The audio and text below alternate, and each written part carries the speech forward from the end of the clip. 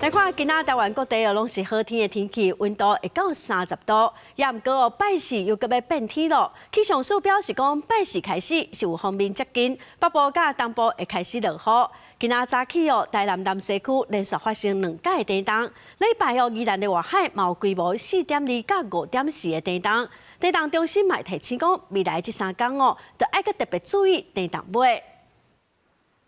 拜二天气稳定，各地头侪份好天，日时小落。气象署指出，部分地区上高温环视有30度，东北部甲东部高温伫22到23度，其他的地区伫23度到26度。早暗温差有较大，民众就要看办势调整清查。不过气象署讲，拜四锋面开始接近，水汽增加，时到北部、东北部甲山区环视会落地暂雨。这道锋面呢，会在礼拜4的时候来到台湾北部的海面。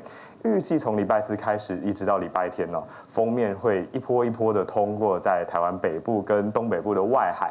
虽然说主要的水汽都是在外海上空，但是连带的台湾北部跟东半部降雨几率呢会稍微增加一些。拜早起，台南南西区小连续发生2个规模3.3到4.3的地震。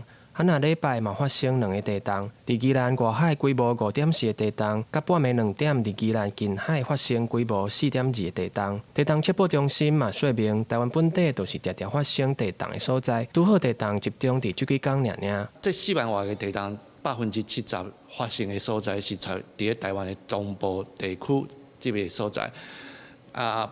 平均来看是无较济，但是这平均的时间内，当时有较济，当时就无较济安尼。地震测报中心提测未来3天内无排除会有4.5左右的地震尾，提测民众都要提早警觉。记者吴正阳、王志光台北报道。